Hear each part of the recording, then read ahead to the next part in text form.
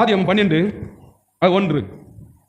கர்த்தர் ஆபிரகாமை நோக்கி, நீ உன் தேசத்தையும் உன் இனத்தையும் உன் தகப்பனுடைய வீட்டையும் விட்டு புறப்பட்டு நான் உனக்கு காண்பிக்கும் தேசத்திற்கு போ அப்படின்னு இங்க ஆண்டவர் சொல்றாரு.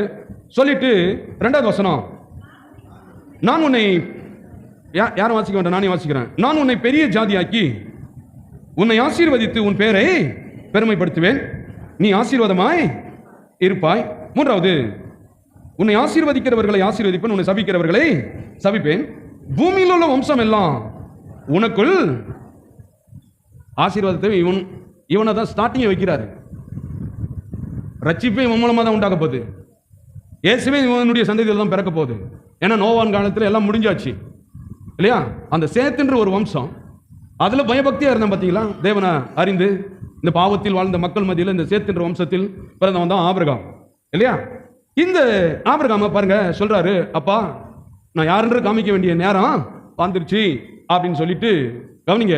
இவனுடைய ஹிஸ்டரியை நீங்க போய் பார்த்தீங்கன்னா, ஒருவேளை சொத்துக்கே என்ன பண்ணிட்டு இருக்கிறான், திருத்தரா பொம்மத்திட்டு இருக்கிறான். அதை சொல்றதுக்கு டைம் இல்லை, அது சப்ஜெக்ட் வேற.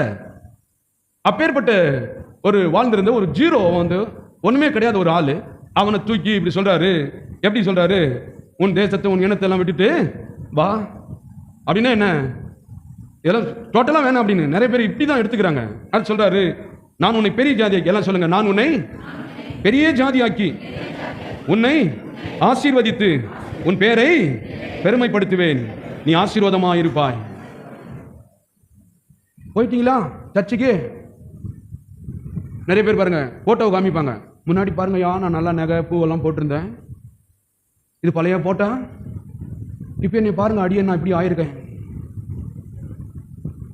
இப்போ பார்த்தீங்கன்னா காதில் இல்லை மூக்கில் இல்லை, ஆண்டவர் அப்படி ஆக்கிடுவாரு. நம்மளுடைய கற்பனையை பாருங்க. இதெல்லாம் தடையா இருக்குதான் யாருக்கு? ஆண்டவருக்கு. கோவம் வந்துச்சுன்னா ஒவ்வொன்றும் கழட்டி போட்டுறாராம் எல்லாம். ஆண்டவருக்கு இதெல்லாம் டிஸ்டர்பா இருக்கையா? அவர் சொல்லல, சொல்றாரு பாருங்க, நான் உன்னை பெரிய ஜாதியாக்கி, எல்லாம் சொல்லுங்க, நான் உன்னை பெரிய ஜாதியாக்கி. இயேசுவை ஏத்துக்கணும். இப்ப என்ன பேசுறாங்கன்னா, இந்த ஏழைங்கெல்லாம் சேர்ந்து போறது பேர் தான் அது சர்ச்சு, அல்லேலூயா கோயில். ஆண்டவர் பிக்சரை பாருங்க, என்னை ஏற்றுக்கொள்ளுகிறவன் ஒருவேளை ஒரு சின்ன ஜாதியில் இருக்கலாம், ஆனால் என் வார்த்தையும் என்னையும் விசுவாசிக்கிறவன் அந்த ஜாதியில் இருக்க மாட்டான். அந்த மாதிரி ஆளா இருக்க மாட்டான். எப்படி இருப்பான்? அவன் பெரிய ஜாதியா இருப்பான். இப்ப சொல்றது பாருங்க, நாங்கெல்லாம் அப்படியே தாழ்மையா சின்னதா அப்படியே இருக்கீங்க ஐயா. ஆண்டு சொல்றாரு, நான் உன்னை பெரிய ஜாதியாக்கி உன்னை ஆசீர்வதித்து, எப்படி? ஊர்ல எத்தனை ஜாதி இருந்தாலும் பரவாயில்ல, சகல ஜாதிகளிலும் என்னை விசுவாசிக்கிறவன் மேன்மையா தான் வாழுவான். டாப்.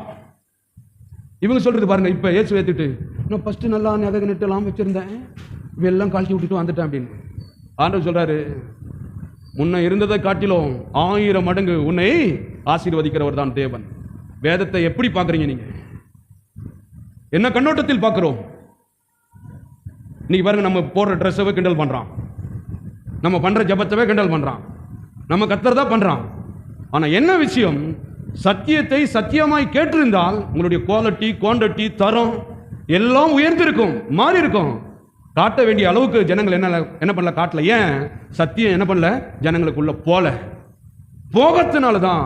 போயிருந்தா ஆளு நல்லா புஷ்டியா இருந்திருப்பாங்க, பசுமையா இருந்திருப்பாங்க, செழித்திருப்பாங்க. எப்படி ஒரு ஆட்டுக்கு நல்லா இலையும் புல்லும் கொடுக்கும்போது அது செழித்து இருக்கிறது போல இல்லையா? இதெல்லாம் புல்லு என்கிற சத்தியத்தை கொடுக்காதனால தான் ஆடு எப்படி இருக்குது, கசாப்பு கடைக்கு போற ஆடு மாதிரி இருக்கு. அதான் சொல்றாரு, உன்னை பெரிய ஜாதியாக்கி உன் பேரை பெருமைப்படுத்துவேன், நீ ஆசீர்வாதமாய் இருப்பாய். கவனிங்க, எல்லாம் சொல்லுங்க, நான் ஆசீர்வாதமாய் இருப்பேன். இருப்ப அப்படின்னு போடல, ஆசீர்வாதமாய் கட்டாயம் இருப்ப அப்படின்னு சொல்லிட்டாரு.